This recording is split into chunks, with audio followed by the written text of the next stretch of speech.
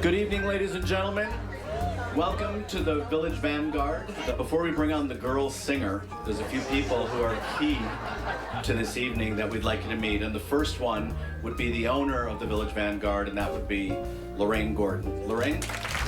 I'm Lorraine Gordon, and I'm here at the Village Vanguard, a nightclub here in Greenwich Village.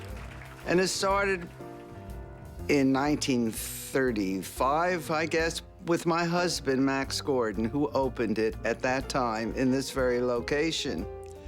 He opened it because it wasn't a club, really. It was just kind of a living room for him to entertain friends who were poets, and that's what he liked, poetry. It had no tables or chairs. It didn't even have a liquor license. It was just a homey kind of village place. And Max got some ideas.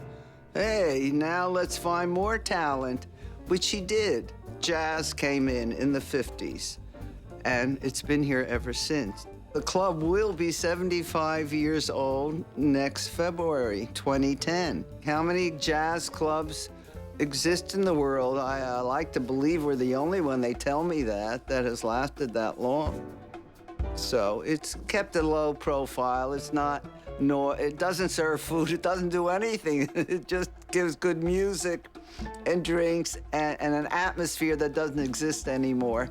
And people want that. They need that. Well, Barbra actually came to the Vanguard because she was a young gal who wanted to sing and could sing, but she had to find someone to listen to her.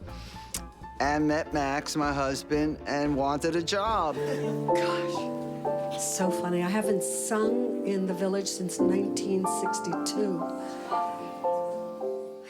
And Max was very impressed with her. But he had a nightclub uptown, too, called the Blue Angel, which is very chic and elegant. And on the Upper East Side, East 55th Street, he brought her up there, and she was a tremendous hit there.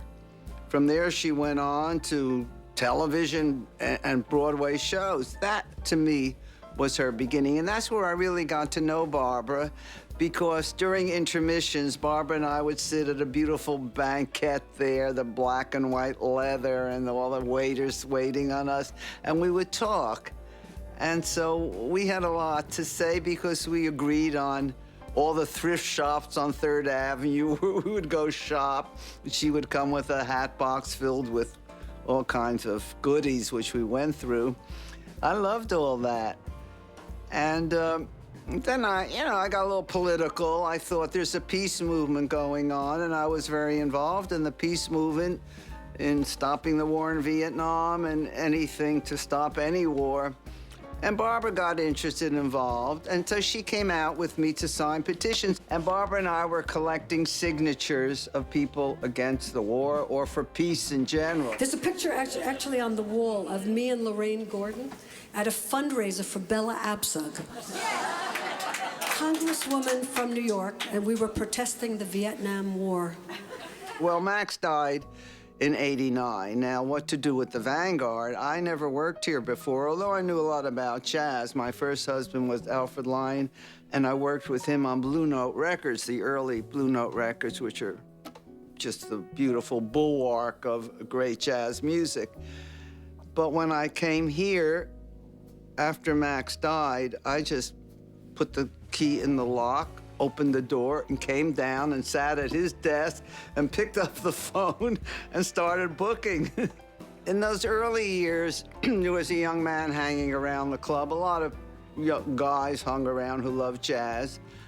And one of them was Marty Ehrlichman, who I knew before I knew Barbra, just from being here and being nice and liking the music and being a friend of Max. Well, Barbra has a wonderful memory, and she's very sentimental, and that's beautiful. That's what makes her Barbra, that she remembers when she came down here to the Vanguard and met Max, my husband, and wanted a job. And so Marty called me one day from out of the blue and just said, would you like to have Barbra come down, whatever, I can't remember. I said, no, I'm all booked, I'm sorry, no time, I'm out, I'm booked up to here.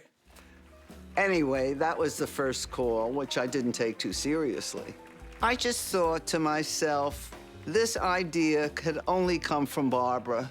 This is not a publicity stunt. Of course, the record company is involved in bringing out her new record.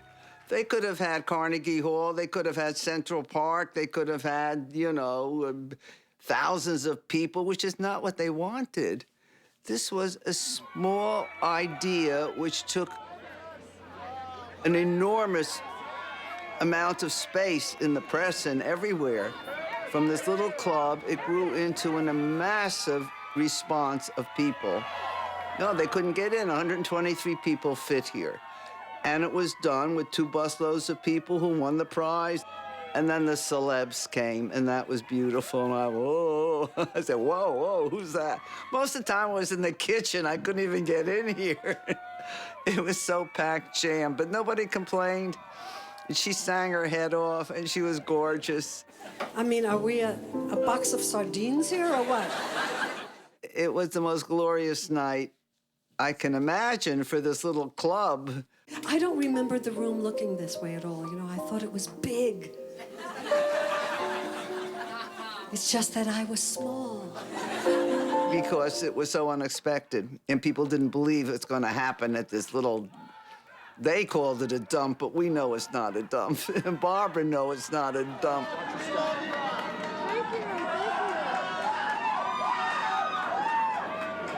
A bombshell hit the little club, and the little club stood up to it.